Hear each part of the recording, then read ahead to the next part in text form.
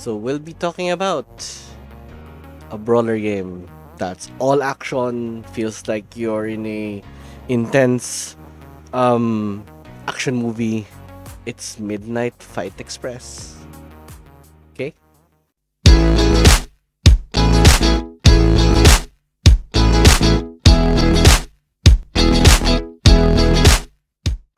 Okay, bago natin tuloy yung video, kung mahilig kayo sa mga board games, check this video out.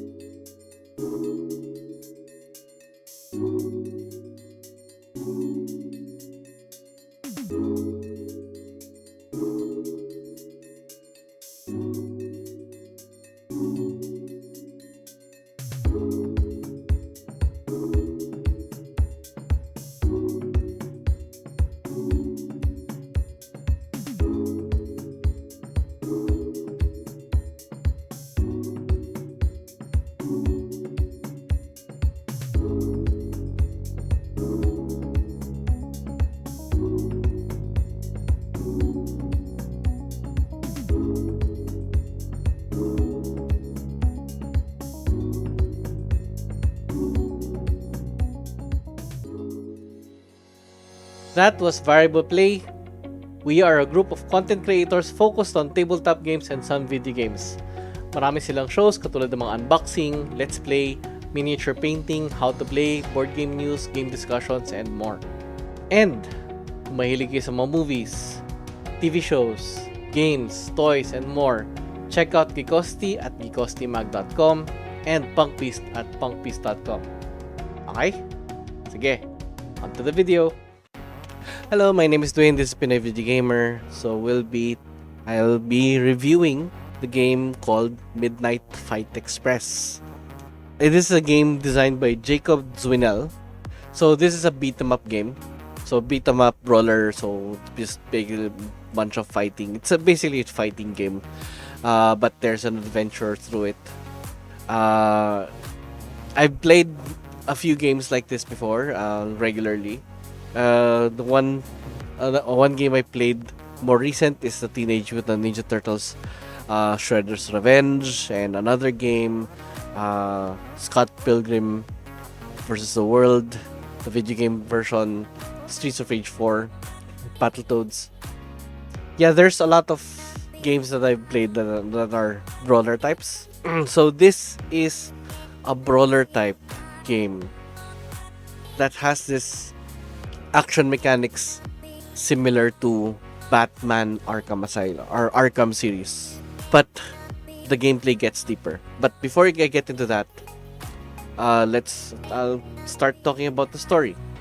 First, by the way, if you're kind of weirded out why I'm speaking in English, this is because this is a request by James of 42.com, and yeah, I'm trying my best to speak as fluent as possible in English.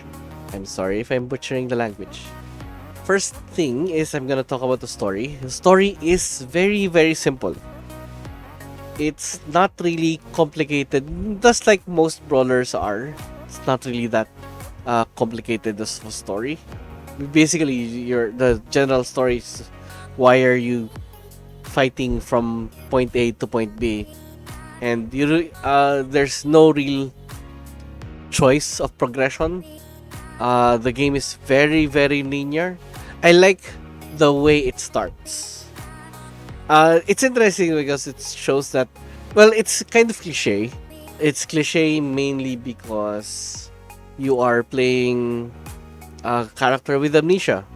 So yeah, that is very, very cliche. And you start off being captured by the police, and you try to tell your story through flashbacks. And interestingly, the game is basically an entire flashback. Look like about 80% of it, or 90% of it, I think, is all flashback. I find that kind of interesting. you will get to a point that the flashbacks will catch up with their character. At first, I really didn't care much of the story. I usually just try to skip through it. But there was a twist in the game that actually fascinated me. The twist is not really extreme, but I liked it enough to get me compelled to actually now listen to the game or read the game. There is no voice in the game. All of the story elements is read through. But yeah, in comparison to most brawler games that I have played, I think this did get my attention a bit, really small bit, but it did get my attention. It did get me to stop and read. But majority of it, really, that I think 70% of the story, I just didn't care much about. It just something hooked me when it got closer to the end. In a sense, I kind of liked the story, kind of, not completely to the point that I will listen to the entire thing. Graphics. Graphically, I am not impressed with the game. I didn't like how it looked. It's fine. In general, it's okay. It's not outstanding. It doesn't really call out, hey, play this game. No, it really does not. The graphics can suffice. The graphics is fine. The graphics really reminds you of playing the Falconeer, where everything is generally flat. The only reason why you play it because the gameplay is actually very good. Visually, it's okay. It's isometric. You can see the entire action. I like it when you go behind a certain wall, you can still see your outline and the enemy's outline, so you can easily fight through your way even though you don't see your character. So in a sense, I like how it was presented. I just wish there was more to it because just everything just felt flat. I'm not really impressed with the graphics, so that I'm not a fan of the graphics, but it's good enough. By the way, this game is not for kids. Yeah, it's a brawler game. Most brawler games could be played by kids, like Battletoads, Streets of Rage, and Teenage Mutant Ninja Turtles.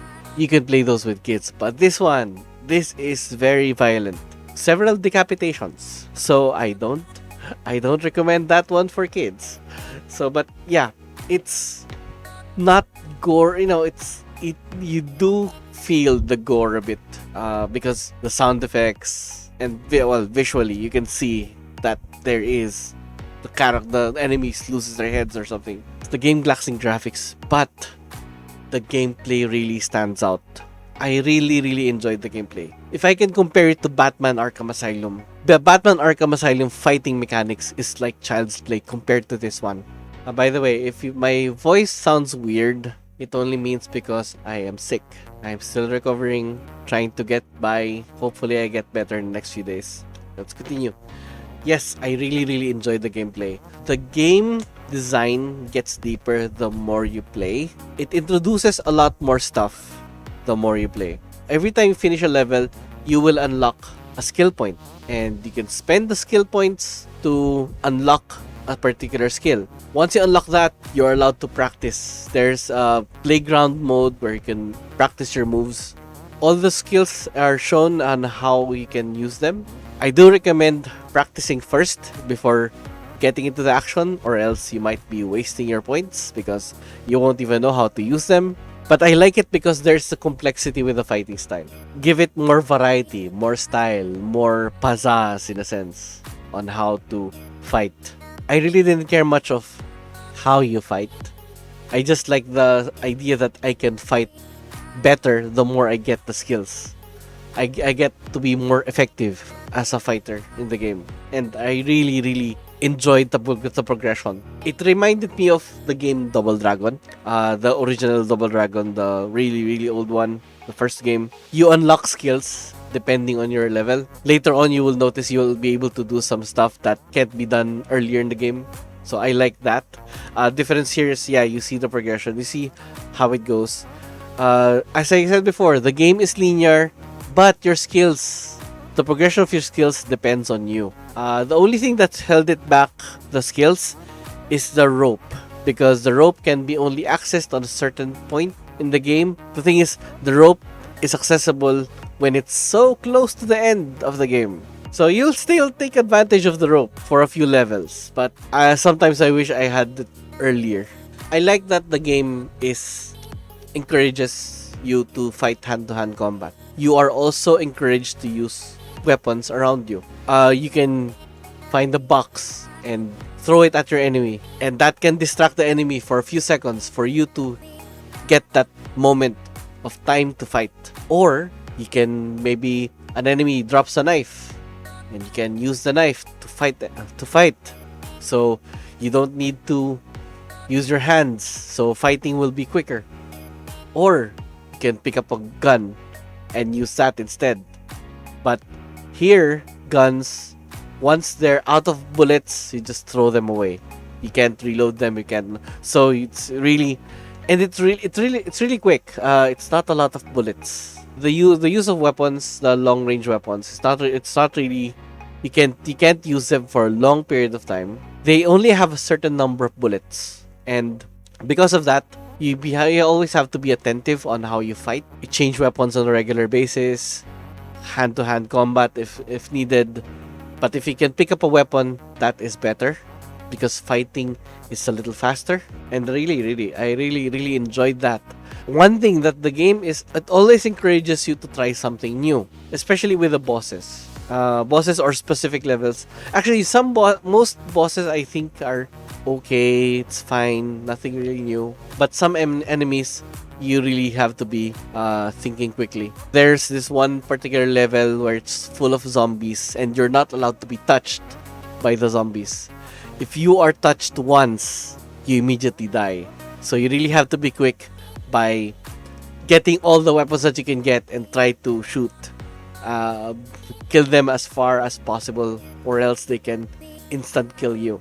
I really like what they did. There are also callbacks to games, to memes, movies and such. I think what stood out for me was they recreated a Call of Duty scene. It's a most infamous Call of Duty scene, if you know that scene in the airport with the Russians. So they recreated that in a sense. So that kind of stood out to me. I also heard that there are also other callbacks to other games like Hotline Miami. Although I don't know about that because I haven't really played Hotline Miami. But there are several things that you can look for if you are very knowledgeable to a lot of these things. Video games, pop culture, movies and such. By the way, there is also this secondary weapon that you can get. Yeah, you will get. The secondary weapon is a gun. But the gun loads really slow because each bullet has a special ability. So it's better for it reloads. It takes a while for it to reload. It takes a few seconds for each bullet. But each bullet has its own special skill. So it's interesting because you can have interesting tactics with it. Interesting strategies. I really like the idea that one of your bullets can hypnotize your enemies. I really like that. I really enjoy that idea. Another bullet can actually electrocute your enemies. One of them can also tie them up. And another can also make fireworks. Another can kind of push enemies back. It's kind of, you have to strategize when to use them because you really can't use it indefinitely. Actually, you can use them indefinitely, but it's just slow.